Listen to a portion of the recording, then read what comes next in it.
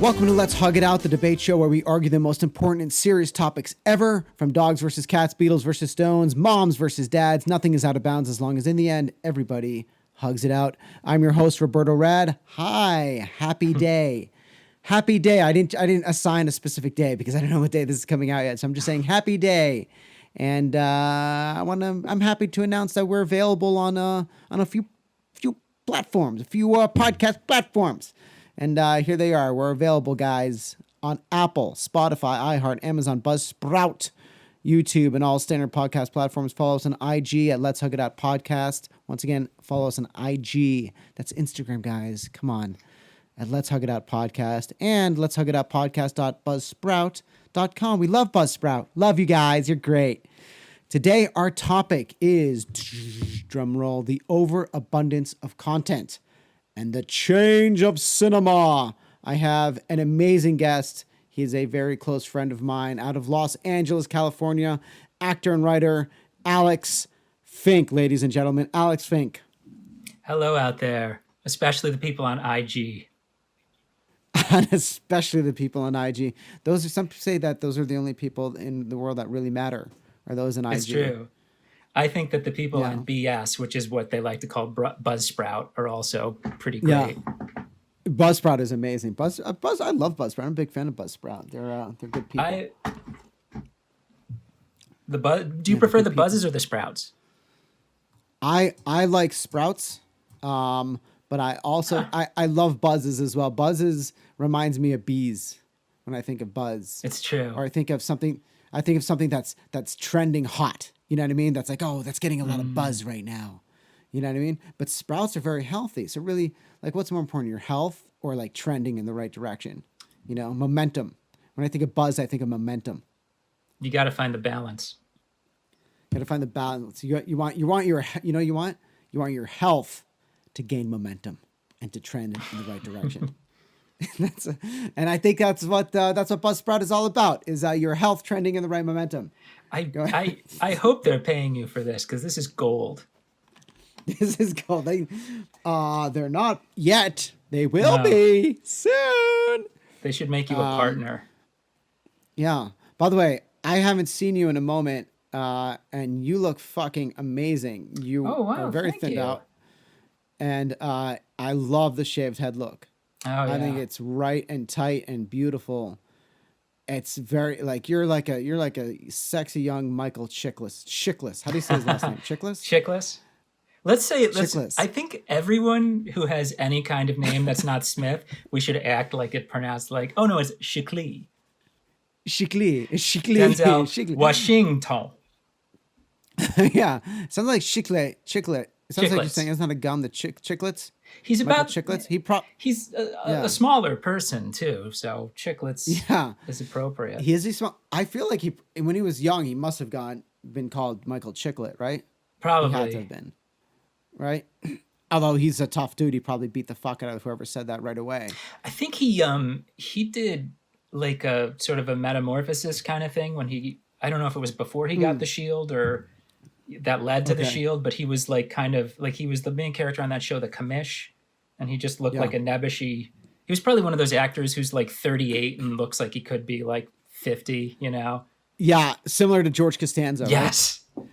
Right? No, it's not. That's not the actor's name. That's the character's name. Mm-hmm. The actor is Jason Alexander. Oh my God, Jason Alexander, one of the great film and theater actors ever.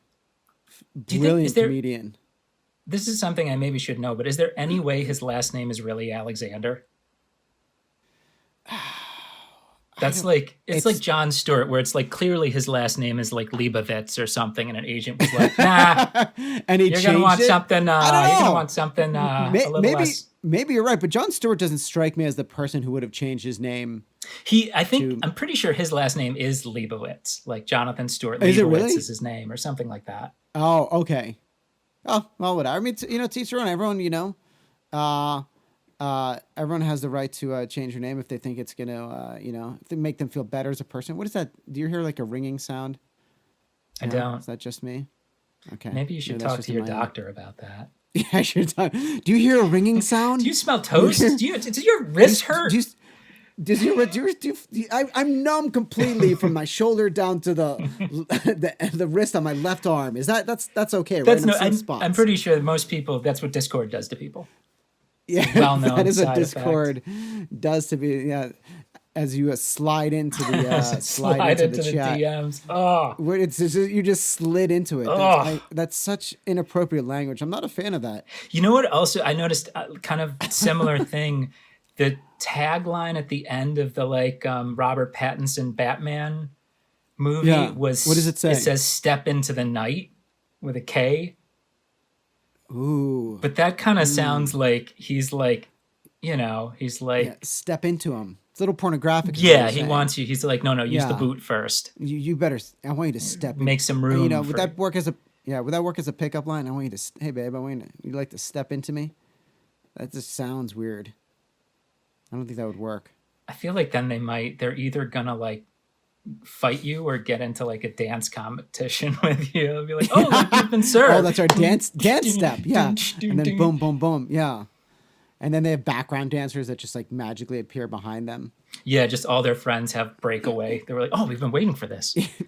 Yeah, they've been waiting for this moment. They've been training for this moment their whole lives. Their whole lives. Anyway, back to Michael Chiklisis. Oh, Michael Chiklisis. Michael Chiklisis. Yeah, that topic. Chikli. Right, he did go through a transformation. Chikli. He did go through a transformation from the commish to when he did The Shield. Right. Which The Shield is one of my favorite TV shows of all time. Yeah. I don't know if it might be in my top 10. I haven't made my top 10 list in a while. But it's got to be close. If it's not top 10, it's definitely top 15. It definitely. It's one of my favorite. Yeah. I'm sorry to interrupt. I agree. No, go. Yeah, no, go ahead.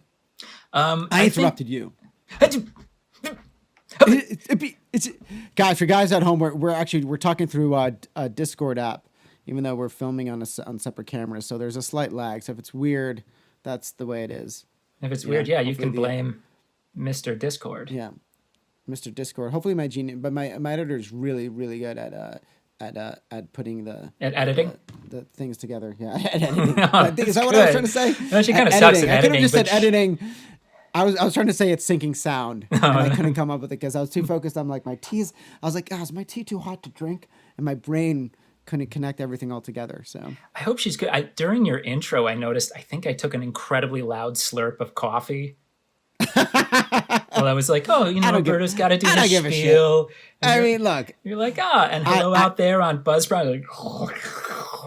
I don't care. I don't have a producer here. I'm doing this is a one-man show. I'm doing it. I've got GarageBand going. I've got this mic. We're doing it, to be safe through, we're doing all these Zoom interviews or Zoom podcast interviews or Discord in this case. So I'm okay with the sound, and nobody's podcast interviews being done remotely are perfect. No. As far as sound, tech, and aesthetic is concerned. So that's true. I give two shits. Hey, I give two shits. Yeah, But Michael Chiklisis, he went through a major transformation from commish to Vic Mackey, one of the great anti-heroes in all of television history. And then he went through an even bigger transformation when he actually had his body converted into orange rocks. Yeah, it's for the Fantastic Four. Very method. Oh, God. I've never seen either of those Fantastic Four movies. They're not good. Yeah, I had a feeling they're really... it's sort of like... Was that... Yeah. There's a thing, I feel like they did it maybe with that, because I feel like I've watched 2 or 3 scenes from that, and with the X-Men movies and the Christopher Reeve Superman movies, and I think they were trying to maybe do some of that with Wonder Woman 1984, where they're like, oh, it's comic books. Yeah, go on. I haven't seen Wonder Woman 84 yet. You have, I'm assuming. Oh, yes. And what do you for the kids at home without spoilers? Because I haven't seen it, and also I don't want to spoil. No spoilers, but she dies. No spoilers, but everyone dies. The world ends. She gets, it's but weird. She does get AIDS and Corona. She gets Corona AIDS. Corona AIDS, yeah. Coraines, I don't know. COVIDs. COVIDs. There we go. COVIDs. That would be a terrible, terrible combination. Yeah, Let's hope that never happens. Let's hope they don't weaponize that. I mean, you can't. When you have with the Corona thing, I remember there was a long while ago in May one of the European countries' health departments recommended that if you're going to have sex with people, you should use positions that will lessen the risk of infecting the other person. That's amazing. Which is, well, I mean, they should also. I'm assuming they also said to wear condoms because you can transmit it sexually. yeah, I think like the idea that it's like, oh no, you're facing away, so all this freaking air I'm breathing isn't gonna go around. Yeah, it's definitely no. They were looking the other way. She kept her mask just on. Dissipate that way. When I spewed my like just like my bodily fluids all over her back and in her hair. Yeah, it was fine. Yeah, it was fine. Oh my God, that's so funny.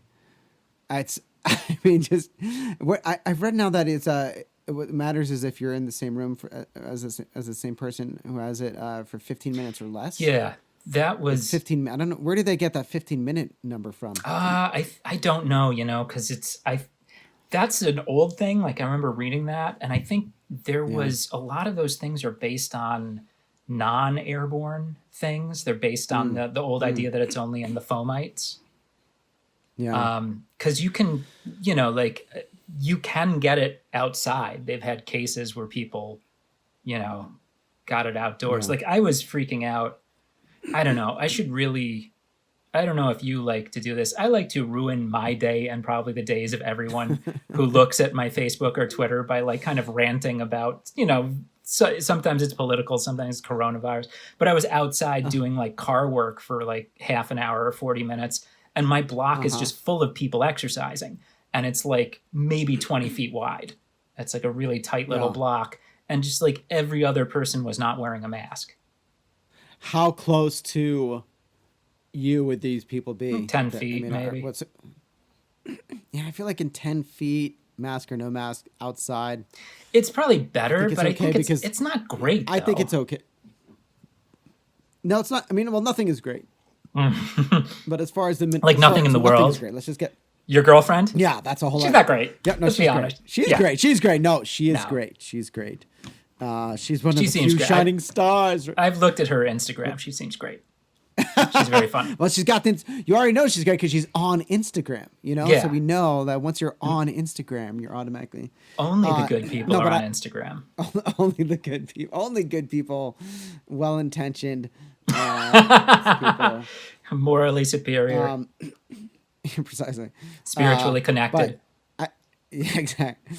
But as long as you're outside, I don't know. The wind. I think the wind plays a big part of it. Yeah, I don't know. To me, it's all about minimizing risk. How much can you minimize risk? I mean, you have to go through some certain amount of risk, going to the market, going to work. Hopefully, the people that you come in contact with are all wearing masks and practicing distance. And then, what are you willing to risk? You know what I mean? Right. Do you have to travel? Do you not have to travel? What's essential? What's not? Oh, man. Exercise is important. Going outside is important. So yeah.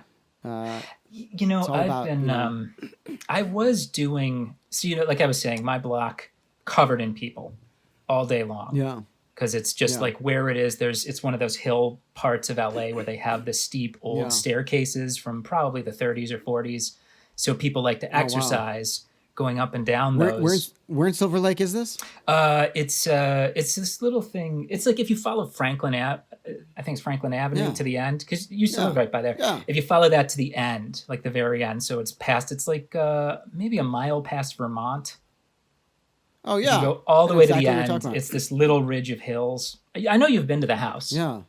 It's been a while. Yes, I have. Like we had karaoke. We watched the final episode of Sopranos there. Right. We said we got Italian food and watched that, and we all thought the cable went out. Yeah, that's right. The first Transformers movie, they couldn't get companies to want to be involved with it. So are you talking about the cartoon version or no, the first movies? Michael Bay movie? Okay, not the cartoon movie. No. That's true. I mean, I just rewatched that just like 2 minutes at the beginning where they kill all the toys you loved for the last two, But oh my God, that was just a heartbreaking moment for children everywhere in the mid 80s. What year did that come out? 86. 6? Yeah. 86. but they killed Prime. Spoiler alert for those who haven't seen the original Transformers movie cartoon from 1986, which is one of the greatest cartoon movies ever created, and I'll die on that hill. But they kill Prime, Optimus Prime within the first act, right? Yeah, he probably dies. I don't. I only watched the beginning couple minutes because I wanted to see those. I think I was showing Brian, my housemate, like this. But you've seen the whole thing. How messed up. Oh yeah, I saw it in the theater. And I remember, yeah, okay. First there's a thing where there's like 4 of the toys you love are on like a shuttle going to Earth, and the Decepticons come in and shoot them like less than you've seen them get hurt in like at that point, I think 85 episodes of the show. And they all just like, there's one with a super like gory death, like his whole, he like smoke comes out his mouth and then his whole like upper torso explodes into like smoke. And to give the audience context, this was for a couple of years, Transformers the cartoon had been a huge part of weekday afternoon cartoons. I think it was like in the 3:30 or 4 p.m. slot. There was like G.I. Joe, then Transformers, then He-Man. Those 3 I think were always run together. Maybe not in that exact order. And then She-Ra, of course, came later. But Transformers was such a huge part, both as a toy line and as the cartoon. That kid, it was everything. I mean, we went to school. All kids talked about was Transformers. Everything was Transformers. Yeah. There was a lot of, I remember, sorry, there was briefly like there'd be one kid who was like, I kind of like GoBots more. And they'd be like, you're not getting picked for anything again. Yeah, you're not getting picked. Where's your lunch money? Or you would take him out back and, Tan is GoBots high. were the GoBots. Yeah, I remember I was like, what are these things? I remember a friend of mine had these and I was like, these aren't Transformers. What the hell is this shit? What is this garbage? But GoBots were very like heavy, so you could really like whip them at people's heads a lot. You could. More easily. I'll tell you what, they don't make fucking toys like that anymore. Toys are shit now. Toys are all plastic crap. Yeah, I know. Back you can't then, even like take metal. out your siblings' eyes with them anymore. Once they got rid of lawn darts, I was like, why are we even in this? Toys were metal and they were heavy. They had screws in them. Remember Fisher Price? Like those toys had so much in them. We're never going to get to our topic. I don't give a fuck. Who cares? We're going to do what I did in my We're talking about GoBots. Yeah, this is the topic. But I can't. It's impossible to stand any sort of topic with me. That's true. I had a little. This is like a thing I wanted to bring up about that Transformers movie. So, yeah, Transformers come out fall of 1984, giant success. 85, they have a second season of the cartoon. It's huge. G.I. Joe, which is all made by the same people, same toy company, Hasbro, it's all Hasbro, right? Yeah. Based out of Rhode Island, by the way. I just want to throw that out there. That's true. My home state. Go ahead. Well done. Rhode Island, motherfucker. Rhode Island. Hey, Brenna, can you edit out where I just burped? No, keep that in, Brenna. That's in there. It's got to be gritty. I actually... sorry. Sent it to me, and yeah. Sorry, and you're like, there's a belch at 24 minutes and 3 seconds. So sorry. So like, what the toy company decided was they were like, okay, the kids have bought tons of this stuff, especially the ones from the first year. So we're going to kill all these characters and replace them with new characters. And a guy who was like he's listed as the story consultant on the movie. His name is Flint Dilley. I saw an interview with him once, and he worked on all their different cartoons. But he was like, the kids are going to be very upset if you kill these, and they were like, okay, I think we know what we're talking about because we sell the toys. And the kids were upset, and I think that Transformers movie didn't really do that well too. Really? And they were planning they had a G.I. Joe theatrical movie, which I think was going to come out the next year, and because cartoon. Theatrical cartoon movie with the characters from the show.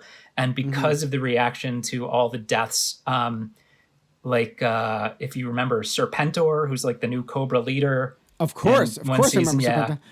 Yeah. He kills Wasn't Duke. That part of Cobra? La, la, la, la, la, Cobra, right? la, la, la, la, la, la. I think so. That which might is be highly even the questionable. Next, when they were like, what this realistic military cartoon could use is... like a guy with bat wings, another dude with the lower body of a snake. Make it happen. And kill Serpentor. Optimus Prime. Yeah. Yeah. Serpentor was amazing. Remember when Cobra Commander turned into a snake? Yes. It was in that Cobra La thing. But that was finish your story though. I didn't mean to interrupt. But at the Oh, end of that's this okay. is going to mean that is that the GI Joe film ended up becoming So a made for yeah, TV that movie, they right? broke it up into I don't know how many, probably like 5 episodes of the show. And at the end, there's this super hasty voiceover where someone off screen while there's a crowd shouts like, "And Duke's gonna be okay." And they're like, "Ah." Like, Oh my god, it's that's so crazy. Yeah, at the end of the day, I wonder how that if that hurt toy sales for Transformers or increased it. It had to increase it because that movie was like had the biggest buzz, whether it yeah, did well critically or not. It became a cult phenomenon later on. I mean, I didn't know a yeah, child that had not seen it, or all my friends had seen it. Everyone had seen it. It was the biggest thing. yeah. Maybe it was. Yeah, I mean, maybe I'm wrong about it not doing well. I know, there's weird stuff Nope. with like cartoons and budgets where, like um, what's it called? The Clone Wars cartoon, the Star Yeah. Wars, the 3D animated one was like, I guess the 5 years it was airing on Cartoon Network was consistently doing great in terms of ratings, but it lost money because George Lucas was basically like, I think his whole thing is like push special effects and filmmaking techniques technically as far as we can. So like if you watch that versus there's 2 cartoons after it, Rebels and Resistance, Yeah. and they're clearly like so much lower budget. Like Rebels, it's kind of like, we'll put 2 stormtroopers on screen. We can't really afford more than that. It's like, how about a texture? It's like, nah, they're kind of just like they look like we made them out of like a cardboard cutout kind of.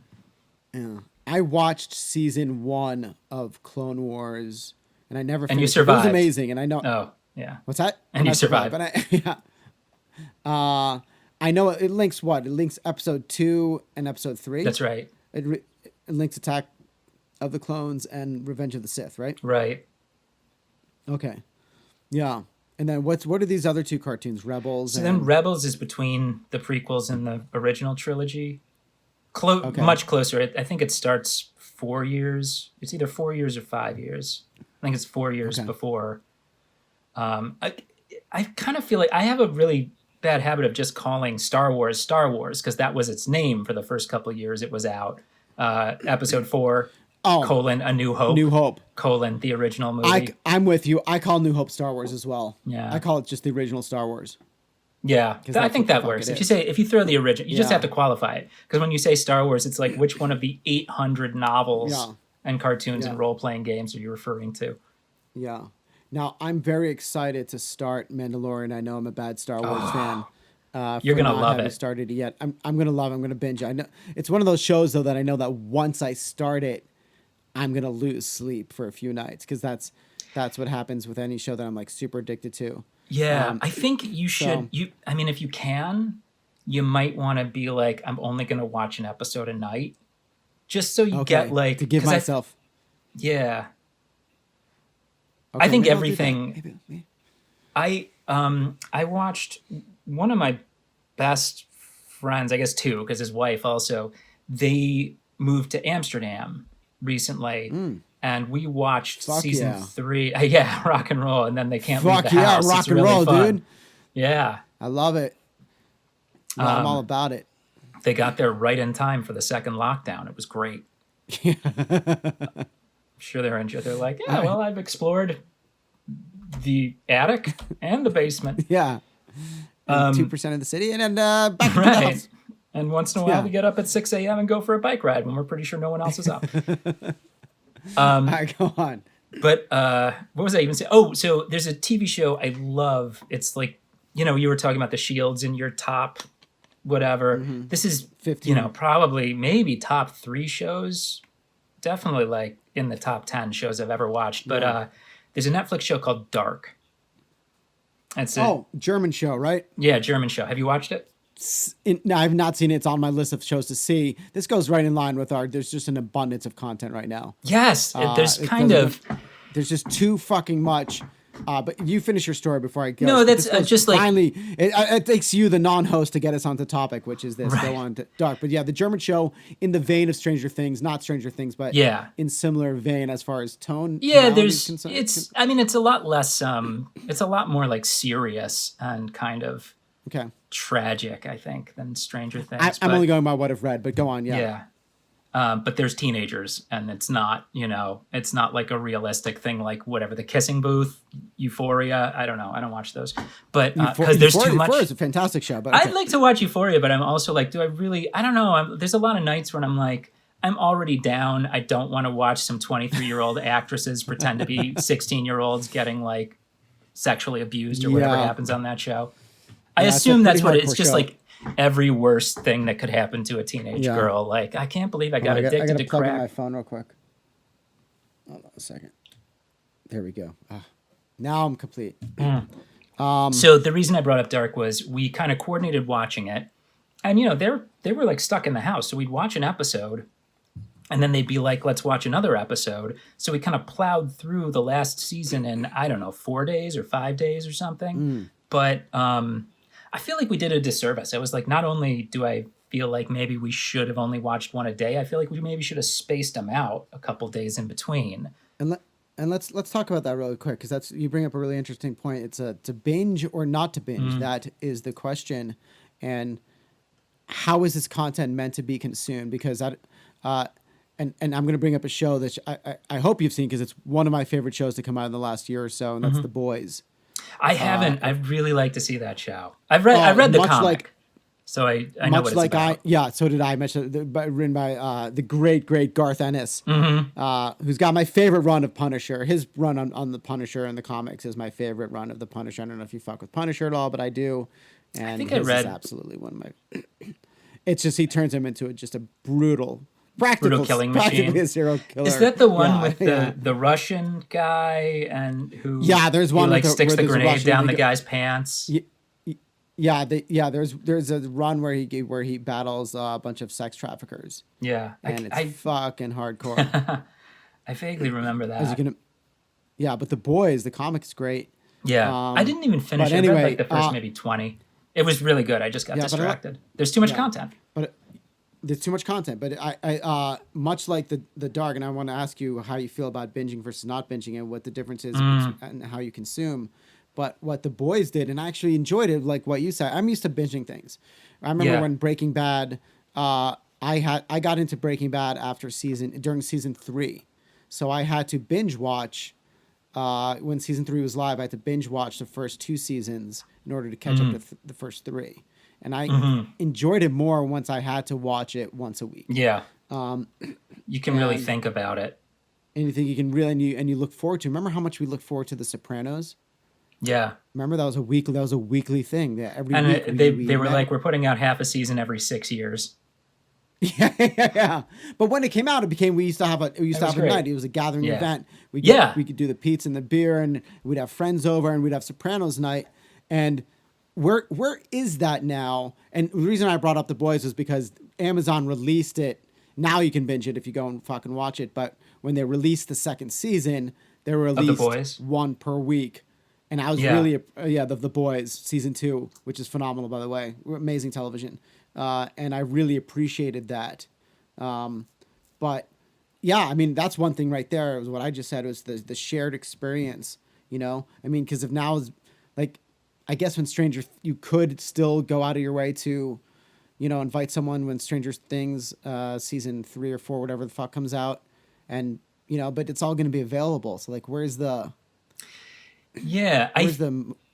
impetus to have to make, a gathering, to make it a shared experience? I think one of the things, there's this just like, there's so much content, because all the streaming services want to have their own originals. There's still the same proportion of stuff that's mediocre versus stuff that's good. So I feel like binging it can maybe make the mediocre stuff seem more satisfying. If you get it all at once, you're like, oh, I saw the whole, 6-8 episode arc unfold while I sat here like wallowing in my own filth, just like shoveling my phone every 5 seconds. Oh, what if I put the microwave popcorn in the ramen instant soup? Yeah. That's how I know. That's how, oh my God, that's so sad. So someone who's listening to this podcast right now is doing that, staring at their Stairmaster covered in laundry. That reminds me of the Kentucky Fried Chicken bowl. I never ate it. Oh, the big bowl of sadness. The bowl of sadness. Yeah, isn't that a Patton Oswalt joke? Where it's just like they put everything in the bowl. They took the chicken and the mashed potatoes and the gravy, and it's just a bowl of sadness. It sounds awful. As much as Kentucky Fried Chicken. We're like, oh, that's so disgusting. I think people are also like, but shepherd's pie is a classic.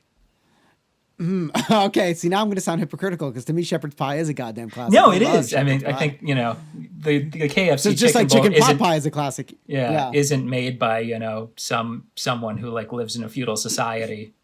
It's like, oh, as you go off to tend the flock, I shall not see ye in our one-room house nigh on a fortnight. Don't get me started. I was going to ask you if you play Fortnite, but let's not talk about that. I played it once or twice, and I was like, I can see why people like this. I wasn't, My nephews are obsessed. Yeah. I bet they're incredible at it. Oh, no. They are incredible at it. They get number ones all the time. That's victories. Last man standing sort of thing. I guess I know we're sort of off topic. The only thing sort of what are we 37 minutes in? There's approximately 3 minutes where we talked barely about the grazed topic, upon the topic for 4 minutes, and then we've already derailed ourselves. Yeah, we were good for 4 minutes. We had a solid 4 minutes of achieving our goal. That is just a microcosm of what I've done so far in the 10 months I've been in this house. I'm like. Out of 30, what is it? I've done approximately 1/8 of the days. I'm like, wow, I actually exercised today. Yeah. It's weird. It's just such a weird time to stay focused for anyone with any sort of ADD or ADHD or any sort of, mind that's all over the place. Certainly like mine. I know yours as well. Yeah. It's incredibly hard to fucking focus. I'm actually better off. I've been. I was kind of quarantined this whole last week actually, and I've actually just since I've been in this room I haven't left it. Right. I'm just like able to focus. Is this like a little office you have? No, I'm in my my bedroom here. Okay. And I put my self tape. Yeah, I put my self tape. Background that I use for auditions background right behind me, and I actually was trying to just being alone and focusing has helped me a lot on actually getting stuff done. That's great. It's when I go out into society that I'm just like yeah. I don't even see faces anymore. I just see the fucking COVID picture. The little what is it? The little germs. A little COVID the little germ on people's faces. The ball with the little hooks all over it. Yeah, the little spikes. Yeah, the little virus. Kind of looks like looks like a dog toy. It does look like a dog toy. That would be a great dog toy. If somebody's not doing that right now, then they are losing out. You can't. On some big I don't money. know that anybody wants to give that. They're like, here, chew on this, man's best friend. The killer pandemic that's toy. At least killed 2 million people. Yeah, at least. Oh my God. It's this. Yeah. We're in a dark time in society here. We wanted to talk about new media, explosion of content, especially a thing that you brought up earlier when we got more topic discussion done before we recorded. I think. Yeah. That the movie theaters versus streaming. Right, which brings up the whole Warner Brothers deal, right? Yes. HBO, Warner Brothers Max. Mm-hmm. How does that work, by the way? Maybe you can educate me on that. They're releasing their entire 221. The year 221? Yeah, 221. We really didn't produce a lot of films back then. We mostly we had a couple shadow puppets. Yeah, but they're releasing their entire 2021 slate simultaneously Max. streaming on Max and in theaters, but only for a month on streaming, right? Then they remove it? How does that work? I think I read that. It's also, I think they may have announced that without checking with their partners for the Dune remake, the Denis Villeneuve. I'm sure I'm not pronouncing that. Not Denis Chiklisis. That was, I think, more than 50% of the money was put up by Legendary Pictures. And apparently Warner Brothers didn't run it by Legendary that it was not coming out in theaters. Ooh. But it's also, I'm like, even if, like, just having it be on HBO Max, it's going to be watched by about 50 times the people who've ever watched a Denis Villeneuve movie. Right. But how is that, how does that alter their cut? Yeah. How does it alter the financial aspect of it? I think, I'm sure that's how they're looking at it from a bottom line I perspective. feel like Warner Brothers is the number 2 studio. Obviously, Disney is number 1. But I was looking, I didn't write down those numbers, but I was kind of surprised because Disney is something insane. Like, of all the media conglomerates, they've made like 48% of the money in the last 10 years or something insane. But just in terms of movies, Warner Brothers is actually kind of close to them. It might be like 27% versus 21% of the total box office. And I kind of, like Warner Brothers especially is, I don't know how much of their bottom line this affects it, but Disney has Marvel. Marvel's been huge. And huge. Warner Brothers is like really not able to. Well, DC just can't. It just can't. It can't compare. Yeah, DC just cannot compare. Although maybe I don't know. Shazam. I watched Shazam. That's a perfect. I love Shazam. Yeah, it was good. I saw it on an airplane. It's a great film. And I was like, phenomenal airplane movie. And I love the first Wonder Woman. I've not seen the second one. Right. We never got your opinion on the second one, did we? No spoilers, but it sucks. Hashtag no spoilers. No spoilers, but it sucks. I'm gonna see it anyway. Yeah, you should. I absolutely love the first one. I think it's the best of all the DC movies. Obviously, post Nolan. Nolan is its own thing. We can't even put him in the same realm. Nolan is its own thing, and I think it's the best of all the DC films. Yeah. Right? I mean, I agree. The first Wonder Woman, I don't know what else would be better than that. I mean, I like Man of Steel a surprising amount, even though it's like a little too, I think that's the Zack Snyder thing, is like take everything like too gritty and too seriously. But which, by the way, I love Zack Snyder. I love Watchmen. Yeah. I fucking love Watchmen. I love the film. Oh my God, don't even get me started. I know it's not Zack Snyder, but don't even get me started on the series. You've seen the series. The series is correct? great. Yeah. The series is mind-blowing on television.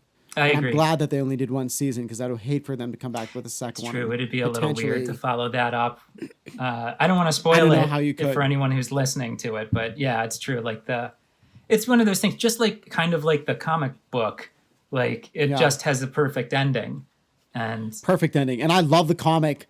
And I love the film and I love the show. I think they're all, and I know the TV show is closer based off of the comic versus the movie. Yeah. Which I appreciate. That I'm glad they went in that direction. I think, but the movie, I'm not like a giant. I definitely didn't hate the movie. I think when it came out, I felt like I was like, I'd give it like 6.5 out of 10 maybe. Yeah. But a thing that it really does well is it changes the ending, where they cut the long weird subplot about like cloning a fake alien, and they're just like we they simulate an attack with Dr. Manhattan's energy, which is like, wow, that's especially in a movie, I don't know. In the comic book it's kind of cool to think like, oh, I totally forgot about that scene with the guys on the tanker and stuff. Yeah, and the television show makes sense to have it be the aliens because that became a huge part of the plot. Yeah. Remember the little little squids dropping little squids. Yeah. So for that makes sense, and also for the through line of Dr. Manhattan. Yeah. But getting back to the previous point of cinema, so Warner, you were off before I derailed us. Just thinking about a thing that I thought about Warner Brothers saying, "Oh, we're going to release everything to streaming," is it might be good for them. Maybe I don't know how good it is compared to what they would have made putting movies in theater, which is not going to freaking happen until like at least June, when everybody finally gets their shots. But excuse me. Hopefully, fingers crossed. But they can they don't have to split any revenue with theaters, and B, they can make up whatever numbers they want about how many people streamed something. Yeah. I don't. Here's the big issue for me. Look, we can take this into splice it into two sections here. One is from a business perspective, if you're the studios, it makes absolute sense to go the route of streaming. Yeah. And and try and salvage the theaters as well, right? Yeah, they want to do both. I mean, you have to, because right now you have no choice. Right now you want to figure out a way to make streaming a big part of it. But when it comes back, I think, and here's from an honest perspective, the question is, are people going to have that, oh my gosh, just like when concerts come back, are people going to be like, I want to get back to normal? Yeah. I want to get, just like restaurants, I want to get back to restaurants. I want to get back to concerts. Theaters, I'm assuming are going to be a big with part. your liquid you? Yeah, are going to be, you like my liquid you there? Assuming. Theaters are going to be a big part of that. I think people are going to want to come back to theaters. Or the other thinking is, theaters are going to die off to a small niche or whatever you say that word, niche, small niche, going to fall to a small niche few, and their theaters are going to go the way of drive-in movie theaters. I'm hoping it's the former, because I miss movie theaters. I was just talking about this on my last episode. I miss movie theaters more than anything. Of all the things that we can't do right now, for me, the number one thing is movie theaters, maybe even more than concerts. And I love fucking music concerts. Yeah. You know? Yeah. But what's gonna happen? I think that studios need to prep for. Yeah, there's no way that studios want completely for theaters to go by, because that's no. to go bye, because there's no bigger cash cow than that. Here's some numbers I wrote down too. I think a big thing is like, so are you getting like little beeps, like you're getting texts or something? I have those popping up, and I have no idea where it's coming from. It's okay if it's on Zoom, as That's long as true. it's not happening on your phone and your phone cannot hear it. I don't then think we're okay. Because I also hear a little scratchy when you talk a little bit. I think it's just a connection with the Zoom. I've been working on my Tom Waits impression. Yeah, which is who isn't that who Heath Ledger bases Joker voice off of? I just saw that. It's crazy how like. Oh, you didn't know that? You just learned that? I learned Heath it this based week. His voice off of Tom Waits. Yeah, it's so like there's like I guess. I watched two things from that, and one especially where he's like just acting so bizarre on like, it's like this guy with a super like northeastern US accent who was a talk show host in Australia, and he's just like, I've seen that episode. Yeah. You watch that character and you see the Joker. Yeah, it's pretty amazing. I guess it's similar to how Johnny Depp based his character from Pirates of the Caribbean on Keith Richards. Yeah. So here's what I think about movie theaters versus streaming. I don't know if this is a good or a bad thing, but I think a thing that's going to happen is I wrote down. I didn't write down where the source of this was, but I think it might be from Box Office Mojo. Top grossing genres from 1995 to 2021. The top genre is adventure, which I don't 100% know what that is, but I'd imagine that's like what the fuck? Yeah, Star I feel Wars, like that's Indiana really broad. Jones, and then number 2 is action. I don't know if there's crossover between those two. I don't think so, looking at the numbers. But between hold on, time out. What the fuck is the difference? Give me an example between the difference between an adventure movie and an action movie. I would guess an action when movie. When you say adventure, I think of like Romancing the Stone by Robert Zemeckis, That's probably what it is like an adventure movie. Like a Marvel movie or a Star Wars movie isn't just an action movie.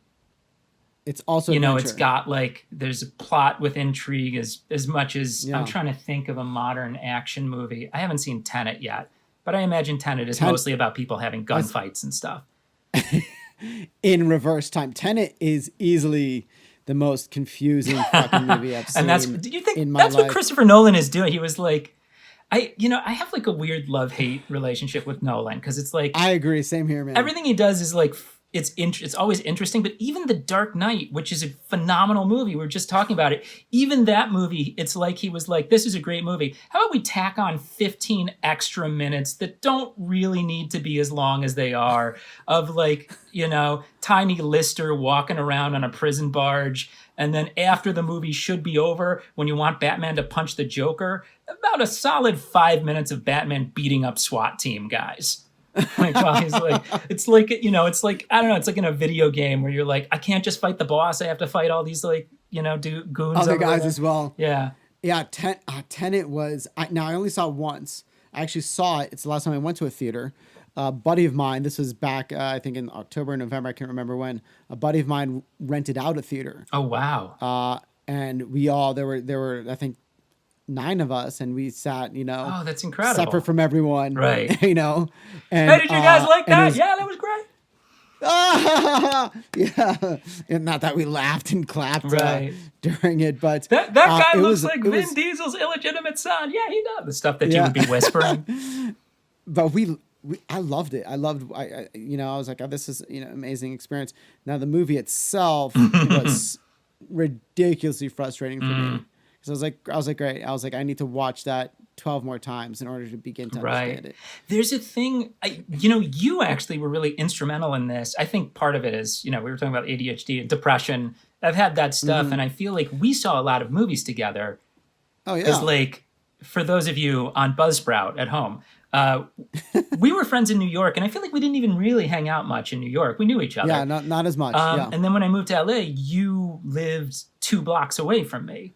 I know, that's right. I was on Franklin and Orange, and you were on. I was on Lanewood, Street, right below Orange and what? Lanewood. It's like 1 block. It's 2 blocks below the Chinese Theater. If you guys want to go, want to go break into my old apartment and see if the stray cat I used to feed is still hanging out there. It was such a great, right near Hollywood cool High. Cat. Yeah, right by that.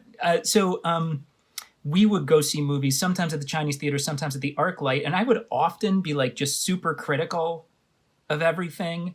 And I remember you being, your sort of attitude, I think, was like, we're here to have fun, and it's fun to be like, we went to go see the Omen remake with Liev Schreiber. Yes, yeah, that's right. And we saw that at ArcLight, didn't we? Yeah, and there was a guy right by us. I remember he looked like Garth from Wayne's World with black hair. Who, like, the theater was packed, and everyone was there to like have fun. And I think it might have been during the trailers, people were out loud making fun of stuff, and everyone in the theater seemed to be into it. We were all like laughing, and there was this dude who was just like, shut the fuck up. And he like, he made it like 60. There was, I think really early in the movie, somebody still like made a joke or two, and he just got up and stormed out. And his like, oh my God, his like poor like little gothy girlfriend like got up like 5 seconds later and they trailed really after him. That remake is shit, by the way. There's the original is one of my favorite horror movies ever. Right. The original is with Gregory Peck is fucking fantastic. But sorry, go ahead. No, one thing that I thought, as someone who, I've been trying to, you introduced me as an actor and writer, and I have to say there's been a lot of years recently where I just didn't do, it's been like 5 years since I just kind of quit doing everything. And now, perhaps because the medication is working, I'm really getting back into it. And when we can go out without dying or killing other people, I'm actually going to start doing improv and stuff again. That's fantastic. You should. You're so fucking brilliant and smart and such a great and funny dude. Those of you on Buzzsprout, I'm literally handing him Bitcoins right now for saying that. But that's great. I think it's actually, I think it's great to step away from your craft at any time. There are no rules. You can go into your craft and step away from it at any time and come back to it, and you might even be a better person at those, you might even be better at that, at those things, and better at that craft, and better person for it, having stepped away for a moment.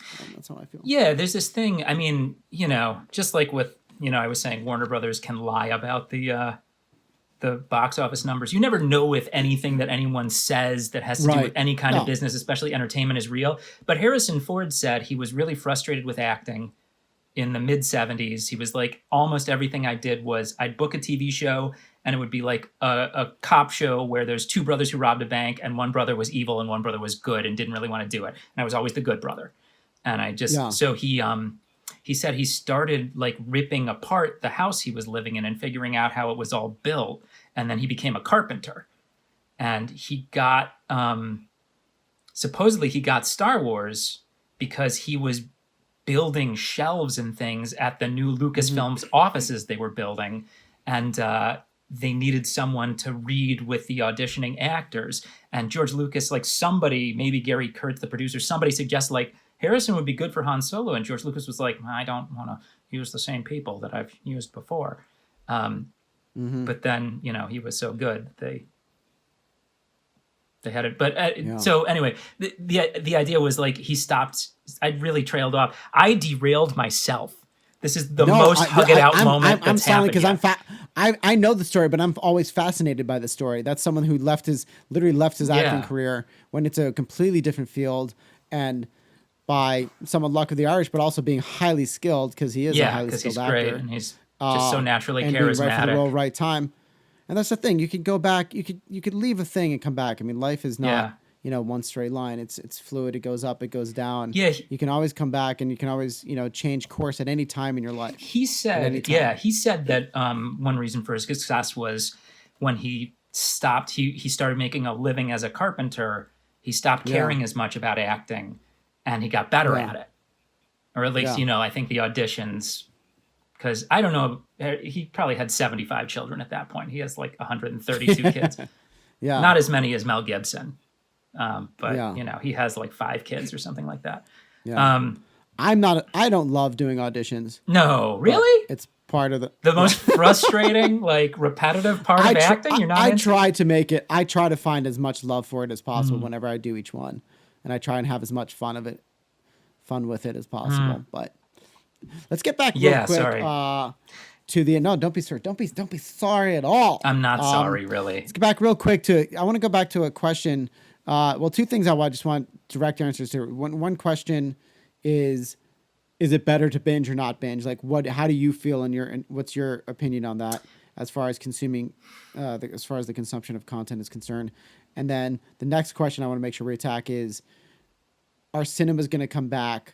I think people are going to want to come back, but it's possible that it's going to be a small few as well. So I hope it's the former. Yeah. But let's attack that first question real quick. So so quick. I'm going to try and like watch my clock and only do 30 seconds. So I think go for it. Binging rather versus spacing things out. I think I don't want to judge people because you can any entertainment you have, anything that entertains you, that's totally legitimate. But I think binging rushes things and you'll lose details. So I think it's more appropriate to do it for something that's not that great. Which copy that. Okay. Because it also doesn't give you time to sit with it. Yeah. If you're like, think about it, let it process. Sometimes you process an hour or 2 later, but sometimes the next morning, like, oh. Yeah, absolutely. Oh, yeah. Like we were talking about the Star Wars prequels, which I want to watch them again, but I'm also like, do I really want to watch them again? But even just thinking about them, I've thought of specific things. I'm like, I don't know. So this is getting off topic. There's things in it. No, get off topic. Okay, that's fine. 2 things specifically. In The Phantom Menace, 2 things I thought of, not even watching them. Anakin says, I had a dream. I came back and freed all the slaves, like when he's a little boy, and I was like, well, that doesn't make any sense because it didn't happen. But at that point, like Yoda says in Empire Strikes Back, the future's always in motions. You'll see things that happen and things that may happen. And George Lucas says, I guess he told Dave Filoni, the guy who he's heavily involved in Mandalorian. You'll see his name all over it. He ran the animation stuff for Lucasfilm for a long time. But he says George Lucas claimed the name of the song during the sword fight at the end of The Phantom Menace, aka the only good part. Come at me, internet. Pod racing, but okay. Now this is podcasting.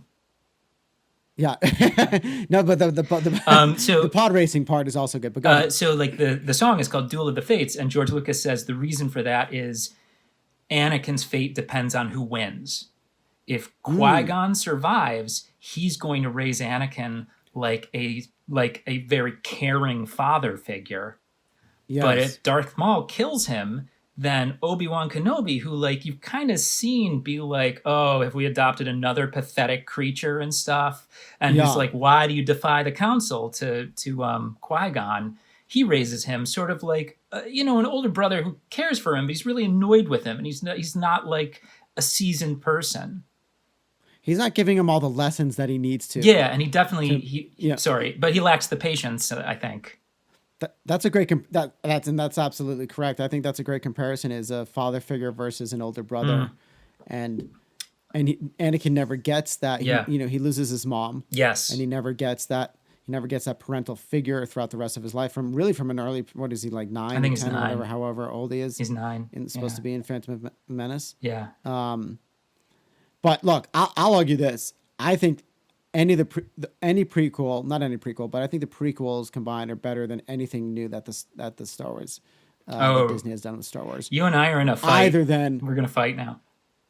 Are we? Okay, that's fine. Either then, by the way, I haven't seen Mandalorian. Yeah. So I'm talking about the movies right now. I'm not talking about Mandalorian. I know Mandalorian is the fucking You're gonna like it better. Second coming of Christ. You're gonna like it better than the prequels. I mean, it's not, don't go in like it's the best thing since sliced bread, but it's a really solid TV show. Well, I mean, if I read any, people's opinions on social, then it seems like it's the greatest thing since sliced bread, but whatever. Bread is pretty good. Bread is, I love bread. Also, is sliced bread, should that really be our... Yeah, well, measure. We love sliced bread the most? I guess it's a little inconvenient. You're like, I gotta get the bread knife out. Like, I gotta break it apart. What if it's a baguette? What if my favorite bread is baguette? You don't slice that up. You don't want pieces of baguette in there. You don't know what these filthy bakers have done to it. Although if you're at a restaurant right now, it's gonna be a long time since somebody passes you a bread basket and you share. Get that fucking bread away from me. I'm glad that actually leads me. So I don't know. Like if you want to talk about binging versus not, but that made me think like theaters versus streaming. Mm-hmm. The thing I was saying before is the action and adventure genres. That's almost 50% of the market share. And that stuff is probably better on a big screen with a booming soundstage. Like when you go down the numbers of movies and the market share, dramas, there's twice as many dramas 1995 to 2021 total as there are if they're separating action and adventure movies, and they have like a third of the box office share of action and adventure, probably because drama is cheaper. You don't have to have pyrotechnics, but that's so it's an interesting point, because one thing that I think is like they're okay, maybe a movie, an independent film or whatever. I don't know, like Honey Boy. You see Honey Boy with Shia LaBeouf? Great film. I haven't seen it. Excellent film. Excellent, fantastic movie. You can spoil it. He's great in it. Yeah. What's that? No, I'm not gonna spoil it. It's. I think it's about him growing up and his father. Yeah, probably. But it's fantastic. That may or may not need to be seen big screen. Yeah. However, think about when the first time you saw, No Country for Old Men. Yeah. Or There Will Be Blood. While that's not an action adventure movie, that's a drama and a period piece. I think that absolutely commands the big screen. A lot of the dramas have kind of like a utilitarian way of filming. Some of them are like they're clearly made to be, they pay a lot of attention to the look, and they're like, especially a thing that The English Patient is a classic thing where I would argue it has to be the only thing I liked about The English Patient is the way it looked, that's good because they were like, instead of a compelling story, here's some really cool looking shots for a while. Yeah. He has a great quote in that. When he's dying, he says, "That's a very plum." I don't know why I remember that. Okay. It's pointless. That's pretty good. I'm going to write that down. It's a very plum. He doesn't say it like that. Hello, Clarice. And then he's locked in his cell, and then he says he ate a census taker's liver. I think you're confusing movies, Roberto. Yeah, it might be. Did you binge those? Because that's what happens. It all blurs together. Yeah. I don't know who directed English Patient, but Anthony Minghella. It's got sweeping scenery. What's that? I think his name was Anthony Minghella. He died very young. Okay. Happy stories once again. Happy stories. Anything P.T. Anderson. Yeah. Has to be big screen.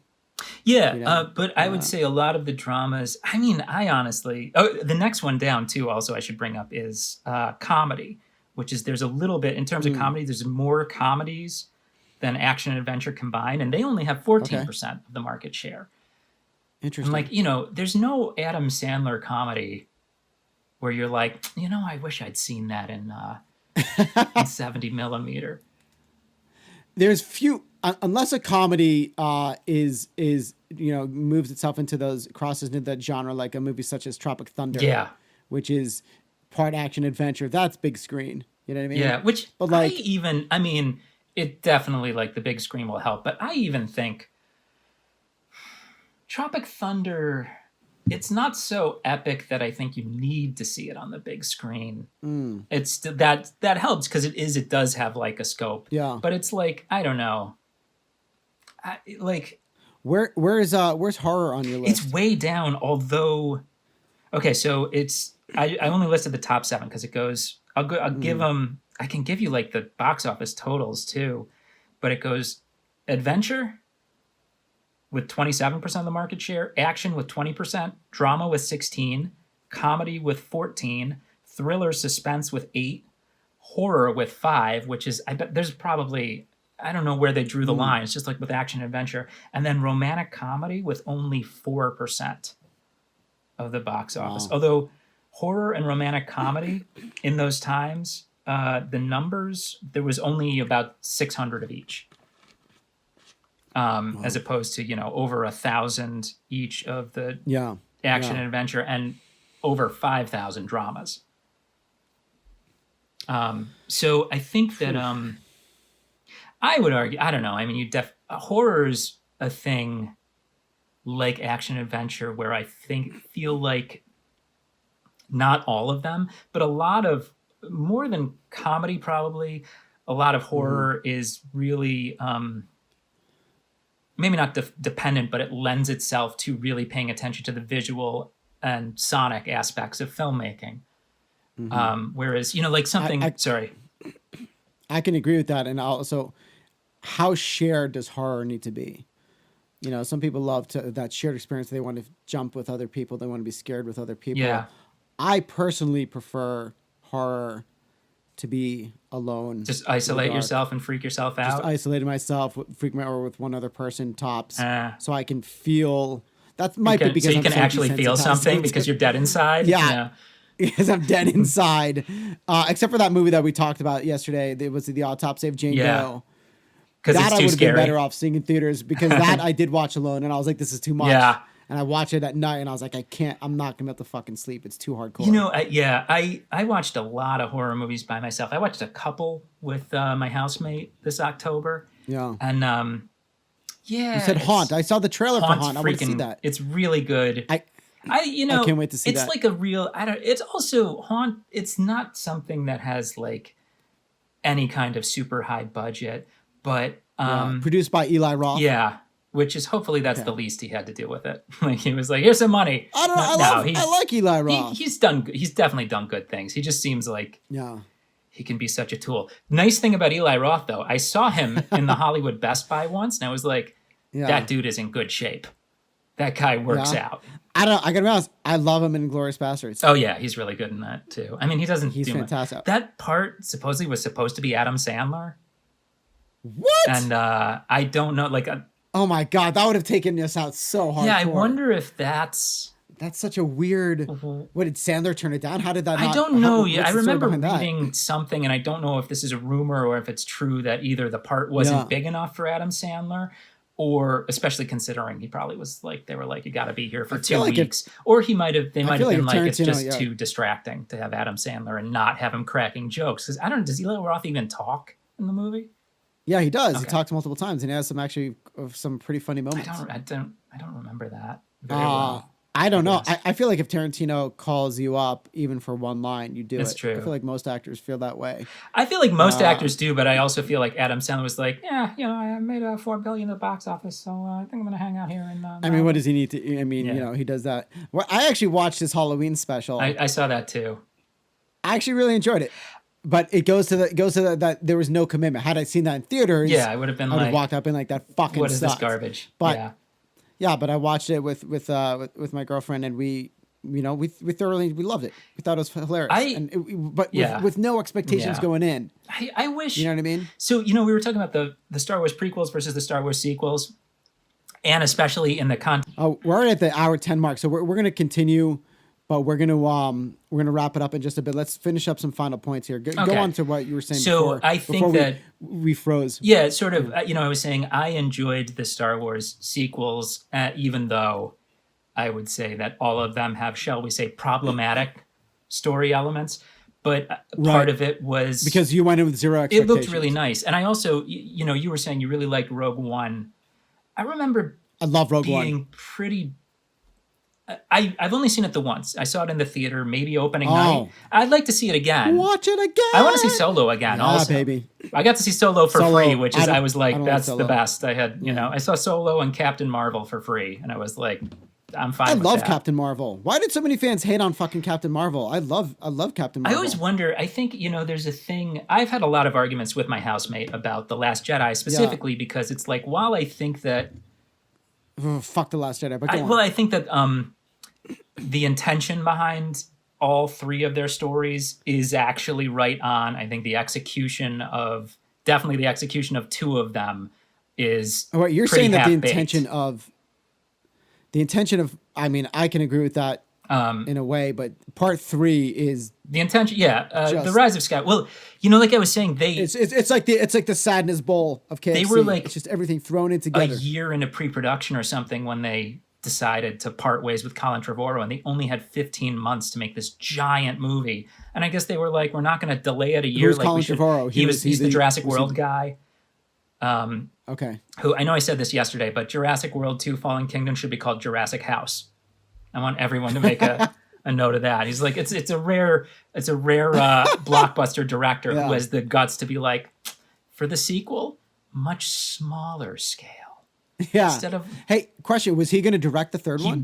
He and someone else co-wrote it, and he was going to direct it. And why did he drop out? I don't know. Because of Jurassic. No one really knows. You bet Jurassic it was. Boom! But boom! Write that down. What have I coined two priceless Jurassic jokes? Joke-rassic? Yeah. That was not a good. Much like The Rise of Skywalker, the third one didn't go right. But they only had 15 months to write and produce the movie, and J.J. Abrams had to edit it on set after the day's shooting was done. So he was probably exhausted. They didn't think things through. They probably threw in story elements that would have been better developed if they'd had time. I mean, it's J.J. Abrams writing, so I don't know that they would have been better developed, but How did Marvel work so well? I mean, to me, the Russo brothers knocked it out of the park. They absolutely killed it. They could not have done better. They could not have done any better. I think and Star Wars.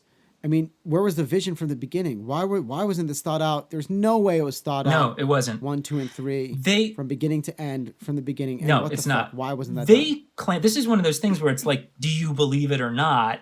Just like I was saying with Harrison Ford, or like WB can lie about their numbers or whatever. They claim that J.J. Abrams wrote treatments for all 3, and they decided not to use his idea for 2 and go with Rian Johnson. And Rian Johnson says when he went in to pitch, they started by asking, what would you like to do? Instead of telling him what needed to happen. And there you go. So that's the problem right there. I think, I don't know. That's that's how the original trilogy was made, though. Like, no one, even though for 20 years, George Lucas claims he had the vision from the beginning, he absolutely did not. And his producer, Gary Kurtz, is like, no way in hell. Luke's sister was going to be a completely different character who didn't show up until episode 8 or something like that, Yeah, and I know that Empire was the furthest removed from George Lucas's vision as far as the original trilogy is concerned. Yeah. It's the greatest film of all of them, hands down. Absolutely. I don't know. It's whatever. I mean, I've come to terms with it's not my Star Wars. It's never my Star Wars. It's everyone's Star Wars. They say lightning doesn't. A lot of people that love it. Sorry, lightning doesn't strike 11 times. I get that it's hard because you've got this fucking gazillion-dollar franchise to oversee, and I'm sure Kathleen Kennedy and the entire team did their best. Nobody goes out of their way to try and make shit. Yeah, I just wish. So I mean, it's not like I don't have any hate or like. I've like seen her at my fanboys. grocery store, so if you come to visit, you can just hang out there and be like, hey, by the way, 8 and 9 salt. You can tell her that. Yeah. Well, look, everyone's just trying to make entertainment. Yeah. Everyone's trying to make the best product possible. I've been on many sets, and nobody's out there to make crap. Yeah. So you can't really hate on any specific person. Oh, so when I say that, obviously I don't really mean that, but I just wish that there had been somewhat of a through line in this scenario from beginning to end that they had followed. At the very least, I would have rather, after Last Jedi, as much as I disagree with that film, rather than have Rise of Skywalker be the fucking cinematic abortion that it was, I would have rather have had Rian Johnson just go ahead with his ideas for part 3 and see where he took it. That's all I want is some sort of connection, some sort of singular through line. I'm assuming that Mandalorian is a lot more locked down, and one of the reasons, even though I haven't seen it, that it works so well is because it's clearly got a very clear path as far as a beginning and middle and end is concerned. It's Am I also wrong? Mandalorian is a much simpler thing. Like it Yeah. feels like an old fashioned TV show. Like it kind of feels like I've never seen Gunsmoke, which was like, Mm-hmm. the longest running live show of all time or something like that. But it's what I would imagine. It's like this is a thing that's focused on. It's just this episode. It's about action. You Yeah. know, you'll see. Yeah. I can't wait to see it. I can't wait to see it. If you were gonna real quick, before we get going Yeah. here, if you were to rate your Star Wars films, Like, what's the order they go in? yeah, give me the order. I've got a pretty specific order that changes a little bit, but I want to hear yours. Only the movie. So give me the prequels, give me the original, give me Oh, the like rate the trilogies. sequels. Yeah, and you can throw in Solo and Rogue One. But you can't throw in any TV For or which cartoons ones or are anything. best? I would say, well, for me, I'd say the first and the second one, A New Hope and Empire Strikes Back. They're tied in my mind, even though obviously Empire Yeah. Strikes Back has elements that make it better and more dramatic. And I think also it's been a long time since I've watched them, but I feel like it's probably just a tighter movie where there's kind of like the middle hour maybe of Yeah. of episode 4 is probably has a lot of space in it, that could be shrunken down a little. Then Return of the Jedi. Then probably, I haven't seen the prequels in so long, but I venomously hated them when I saw them. Like even episode 3, I was like, as much as it's I don't. cool to see Yeah. all the clones and the thing with the Jedi turning on the clones is kind of cool. I think episodes 7 and 8 are just better made films. As They are better made bad films. as Yeah. some of the decisions are, they're not as bad. Like as much as I'm like Ryan Johnson's ideas about what is happening to each of the 3 main characters are good, Yeah. even if they're not as tight as they should be. And I would actually say I feel like the Luke, Kylo, Rey stuff is really pretty good in episode 8. Yeah. Like it's not perfect, but I think it's like it's really that's much closer to being there than the others. Whereas like episode 3, supposedly when they were shooting had a very different story and a very different end. And there's this guy named Ian McCaig, who's like one of the Lucasfilm, I think he was a visual designer, something like that. But he gave a lecture, which got removed from YouTube, probably because, they were like, you can't say this stuff. But he kind of went on like a little rant about how it was supposed to end. And then like there's a deleted scene you can see, I know, on the episode 3 DVD of Natalie Portman like organizing 5 or 6 other senators that include like Mon Mothma, who goes on to be the leader of the rebellion, and Jimmy Smits. Yeah. And like there's and at the end, I guess what happened was there's a thing where she sneaks a knife in and she goes up when she's on the lava planet talking to Anakin. She's like, he's out of control and he's murdered all these people and he has to be stopped. And she sneaks out a knife and she puts it to his neck and he kind of like lets her do it. He doesn't stop her. And he's in so much turmoil and he probably feels terrible about the things he's just done. And then Obi-Wan steps out of the ship and then he just loses his temper and strangles her. And oh god, which sounds so much better. That would have been an amazing moment. Yeah, and also supposedly, I guess I'd never heard this before, but I just watched a video yesterday on YouTube, like a What Culture video, I think, where they said in the shooting version of it, Anakin was slowly killing the Jedi, who were like discovering things about him, maybe, or something like that, and Obi-Wan was trying to figure out, was like doing detective work to figure out what was happening. That is a great movie right there. That I sounds always better. thought that the wiping out, what is it, Order 84? Order What is it? 66. Order 69. That came later, and then Palpatine was like, Yeah. Finally, all of my desires shall be fulfilled. Good. You want this? But I've always felt like the wiping out of the Jedi could have been a single movie. Mm-hmm. And now that you bring up that other plot point of like Anakin was slowly killing them off and Obi-Wan is trying to find out who did it. That sounds better. That itself would be a film right Yeah. there. That seems really, really cool and Yeah. unique to me. But we'll never get that. Yeah, I know. It's that. kind of, there's a thing Mark Hamill said about, Mark Hamill kind of intimated he wasn't super happy with the direction they took with Luke in episode 8. Yeah. I feel like they didn't. This is what the main problem I have with that Luke Kylo thing is I understand the idea is he's like depressed because he threatened his nephew. His nephew became like space Hitler. And like these, not even Hitler, like space neo-Nazis, like space Richard Spencer, and is like just blew up a whole solar system and is slaughtering villages, and he feels like it's his fault, and he got all his students killed.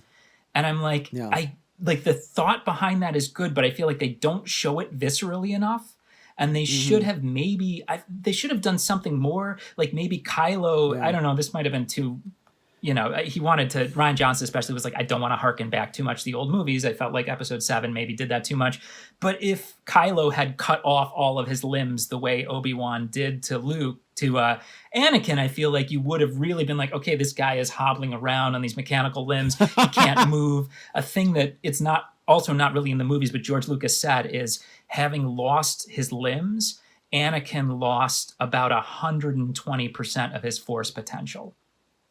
Oh, just because, like the less organic you are, the less you touch the force, I guess. Yeah, that's correct. Because Anakin was actually more powerful than his Darth Vader incarnation, or no? Yeah, the thing. So this is like from Vanity Fair from 2005, before Episode 3 came out. George Lucas said originally Anakin had the potential to be twice as powerful as Palpatine, but after he lost his limbs, he ends up being only about 80% as powerful as Palpatine, which kind of ties still into stronger than. Yeah. And Luke has the same potential that Anakin did. So Luke also has the potential to become twice as powerful as the Emperor was.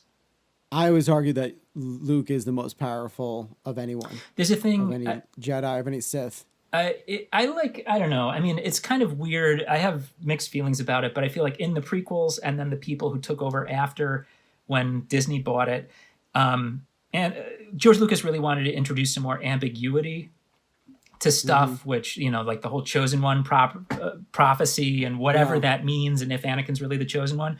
In the show Rebels, which, are you ever going to watch it? Because I'm going to spoil the only good thing. Spoil the fuck out of it. So they do... Hit it, baby. Maul is alive. They've revived Maul in Clone Wars, potentially because George Lucas wanted to use him as the villain for the sequel trilogy. Oh, really? Yeah, potentially. That's like a thing that's been reported, although... Oh, God, I would have I know, I want to see Park. what those treatments are like. But he tracks down Obi-Wan on Tatooine, and at this point it's maybe 2 or 3 years before the original trilogy starts. And it's a really great fight, and it's very brief, and Obi-Wan wins, and Darth Maul is dying, and Obi-Wan holds him in his arms because Obi-Wan's become an extremely compassionate person, and Maul asks, Maul has figured out he's protecting someone, and he asks Obi-Wan, is he the Chosen One? And Obi-Wan says yes. So Obi-Wan is convinced that Luke is the Chosen One. Although George Lucas said Anakin's definitely the Chosen One. That's all been so muddied, now, because it's it's all been so muddied. Did he destroy the dark side because Palpatine was dead for, if you read whatever the novelizations and this stuff, they don't really go into this in the movie, but Palpatine's spirit immediately went to this beat up clone body. Yeah. Which I guess maybe explains all that blue stuff that flies up the shaft after he dies. But do you think, real quick, and then we do have to we should end this fucking thing. we've spent nearly 10 minutes talking about I'm going to bring up a whole new subject, which is, do you think that what is the main difference between Marvel being so successful in their films as far as the story arc is concerned, and Star Wars not being so successful in their films as far as the story arc is concerned? Because it sounds like to me, I mean, my initial thought when I was like, oh, well, Marvel has the greater amount of source material. They've got all the comics. They've got so much more to pull from. But it sounds like there seems to be a lot from all the Star Wars books and comics. I mean, they can't compare to, at this point. I mean, if you want to be super technical, the company that became Marvel started publishing in 1939, the same year Batman came out, and the Submariner and there's a character that occasionally shows up, the original Human Torch, which was like a robot. Those exist in the Marvel universe, and those have been being published since 1939, on and off. Wow. So they have a lot more. And I also think that Marvel is much more loose.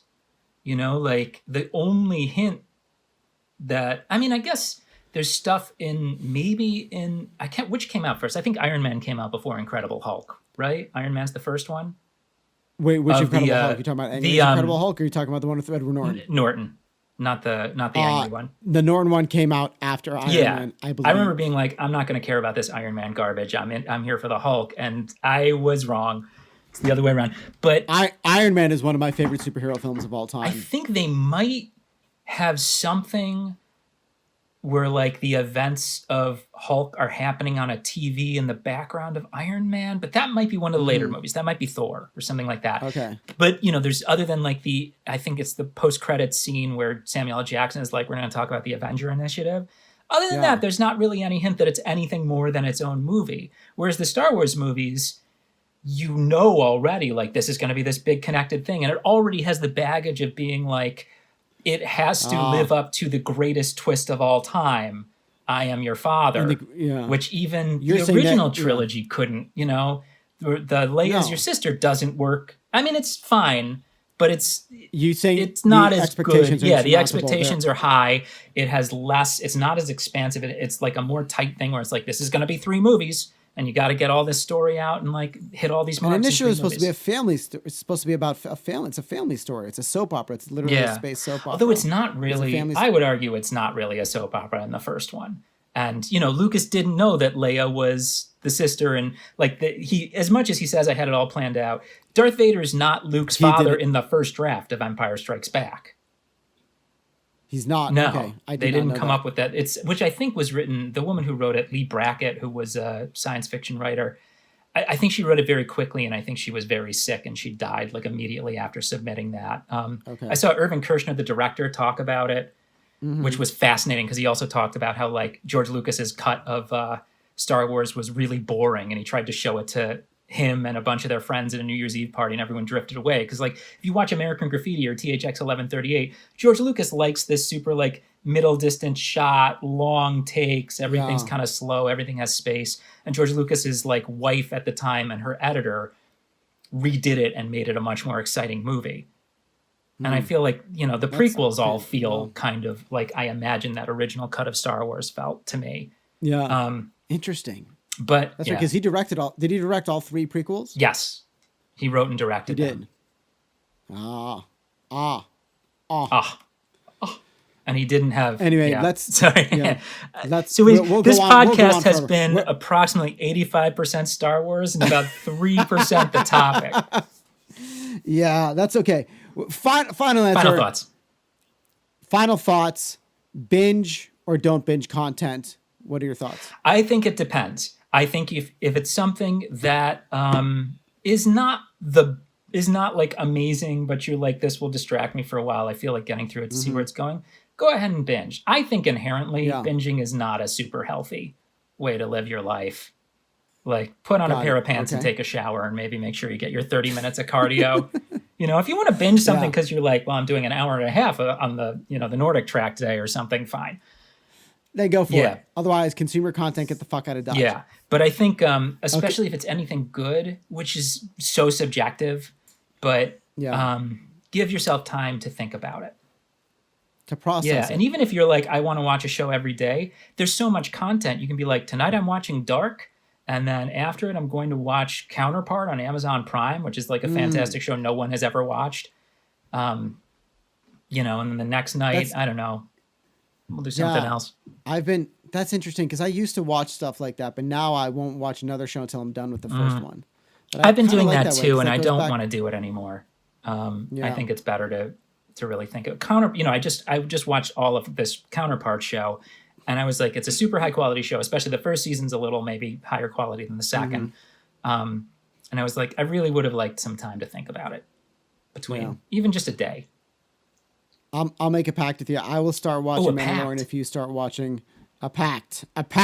If you start watching The Boys, you're gonna love the. I really want to watch The Boys, but You're the gonna way it works love is because I have a housemate. I have a TV in my room. I try not to watch TV during the day. Yeah. And we don't have a TV upstairs. We have a projector.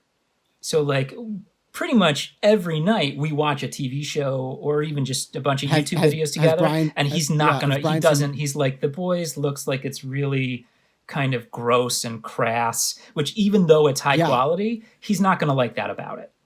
That's so unfortunate because I'm gonna love. Yeah, I'll be down. The Boys with it. Is fantastic. I mean, I'm telling you, it's like one of my favorite shows to come out in the last couple of years. It's everybody fantastic television. I trust, and also you, like it. And me, yeah. Yes. Don't trust me. Don't trust me. Trust me with your life, but not your money and your wife. Yeah. That's a quote from the movie Navy SEALs. That's a Charlie Sheen quote.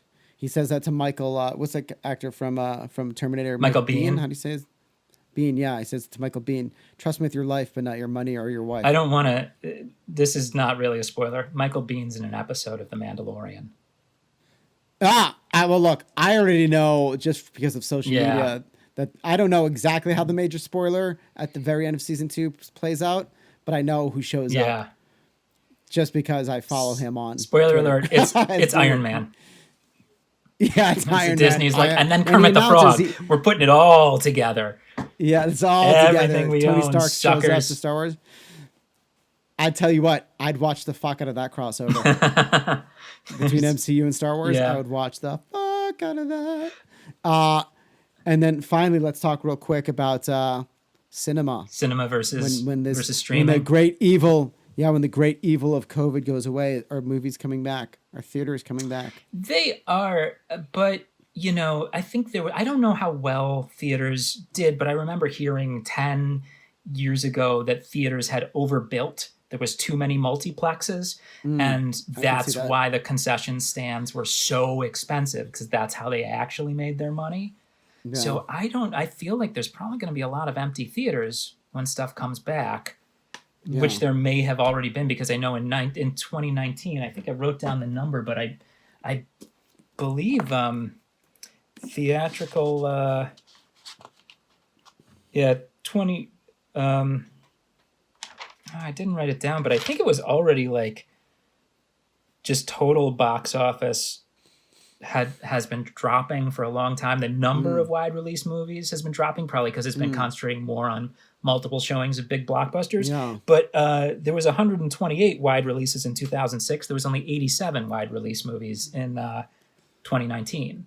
Wow. Interesting. And I believe, I can't believe I didn't write it down, but I think it was something like, it was either 5% or 18% revenue drop from 2018 to 2019 already.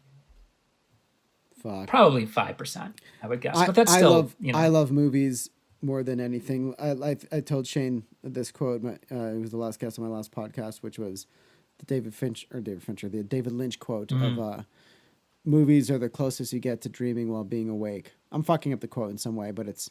You're screwing up by not doing a terrible David Lynch impression. Yeah. Movies. No, that's. You have to shout it like his hard of hearing character in Twin Peaks. Movies are. I never saw and this is the last off-topic section. I never saw the final season of Twin Peaks, the Showtime one, 3, right? Yeah. Did you watch that? Yeah, it's okay. I'm such a fan of the first 2 seasons, and I love Firewalk with Me. Yeah. Oh, well, then you might like it. Oh, if you like Firewalk with Me and you have patience for like the middle of season 2, I do. Okay, yeah, I think you'll like it because it's more in that vein. But it definitely there's a lot of stuff in Twin Peaks season 3 that's kind of spiritually like the episode of season 2 where it's like, this episode is about how Norma's in love with Snake and has superhuman strength or whatever. Oh, I see. Okay, maybe I don't recall season 2 middle that well then, because I don't know if that sounds up my alley. That stuff is like. But maybe we'll see. It's like not. It's like a much more shticky network quirky version rather than like really being like surrealist and dreamlike. Kind of. I mean, there's still. I don't know. It's still David Lynch and it's still cool to watch. That also might be something where. I don't know, a lot like season 2. It's like the beginning's really strong, and I think the last episode or 2 are really cool. although they're also kind of controversial. I think some people are like, that's really not what I was hoping for. But if you liked Fire Walk with Me, there's, especially in those parts of it, there's a lot of that kind of stuff. Okay, cool. Well, listen, dude, I just want to, before I end it, I want to say how excited I am to be seeing your beautiful so face. Nice. Your beautiful shaved head face, and I'm excited for you to get back into acting and writing and improv. Yeah. And you look amazing, and I'm going to do my little outro. I'd love to have you on as a guest again. I feel like we could talk for hours. I'd like to talk about this shit. I'd like to come on and talk about anything but the topic once again. Yeah, exactly. I might have to just change the name of my fucking show to Off Topic. Because even when I have two guests on and we debate, we go off topic so many times. Yeah. We didn't really debate this show, but fuck it. You know, I'm still experimenting. We kind of felt the same about both these, probably, right? We both are I might have to remove the word debate from my description of the show. You know, you could also do like, you know, every other episode is let's just schmooze, and then like you can have like a tight, like an hour-long debate where you really last 5 minutes you can say personal insults. Yeah. All right, let me do my goddamn outro here. No, don't be sorry. Don't be sorry at all. I worked with this guy who used to say, "Don't be sorry, just be careful." He was a chef at the back of the house of this restaurant I used to work at. All right, what am I gonna say? Let's see, guys. Thank you. I gotta read this thing. That's okay. Thank you for watching. Let's hug it out. Don't forget we're available on Apple, Spotify, Buzzsprout, YouTube, and all standard podcast platforms. Follow us on IG at Let's Hug It Out Podcast and online at Let's Hug It Out Podcast.buzzsprout.com. Also, if you would like us to discuss or debate a specific topic, please message us on any one of our available platforms after you've subscribed, or find me on IG at Radling, that's RAADLING, and hit me up. Alex, what's your IG real quick for the people at home so they can find you? I am on Twitter and IG at this Alex Fink. This Alex Fink. Yes. That's THISALEXFINK. N as in Nancy. All right. Guys, keep hugging. Always wear your mask. Alex, we're gonna do our virtual hug here. Wait, I'm gonna hug the phone, not the Discord, if that's okay. Yeah. I do this. Yeah. And then a little tongue. I give a little kiss sometimes. Little continental kiss. No? You look great though. Thank you. You look really great too. Thanks. I'm trying.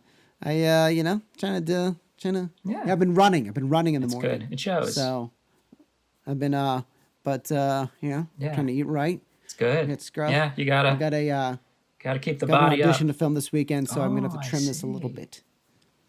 Yeah. Anyway, buddy. Okay. Dude, we'll talk later. And Godspeed, little doodle. Guys, thanks for watching again, and I'll catch you later. Bye. Bye.